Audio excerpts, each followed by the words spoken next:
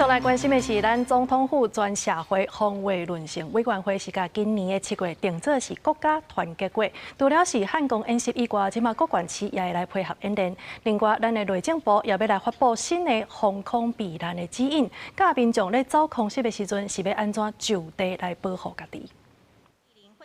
总统府全社会防卫论成委员会第4届会议确定7月是国家团结月，因为汉光41号演习要起过以外，也要配合举行省镇论成防空演习。中部、南部甲北部分别是7月15、16、17的下晡1点半到3点，东部甲外岛是18透早10点到10点半。将选定关键基础设施进行实作，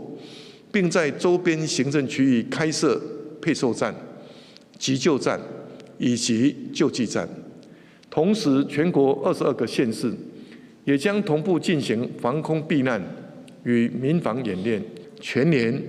也会有门市加入。军民同心合作，也头一届增加伫大卖场甲百货公司进行避难的演练，成做各界关注的重点，要让民众直接参与瓦近生活情景的演习，提升自我保卫意识。 完全配合中央政府一起合作，我们也希望民众要遵守相关的避难法规定。内政部真正公布要开闸通容允500人以上的防空避难小设施。台北市长蒋万安表示，已经配合修改相关场所的公安申报表单，确保符合规定。另外，内政部也发布新版的防空避难指引，内容照乌克兰甲以色列经验，重点放伫空袭警报弹的时，无法度随入去避难所的民众，要安怎伫原地自保？建议民众闪开门窗甲外墙，避伫离爆炸源至少2道壁后面，并且保持拍内，随小可踢开来减少冲击伤害。预计在6月底的时候发布。 它的基本原则是：一、避难位置是地下优于地上，室内优于室外，避开门窗与外墙，远离易碎物品。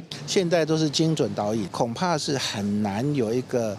比较大的缓冲时间去预防。这个指引，我觉得它就参考这2次战争的实际的案例，我觉得是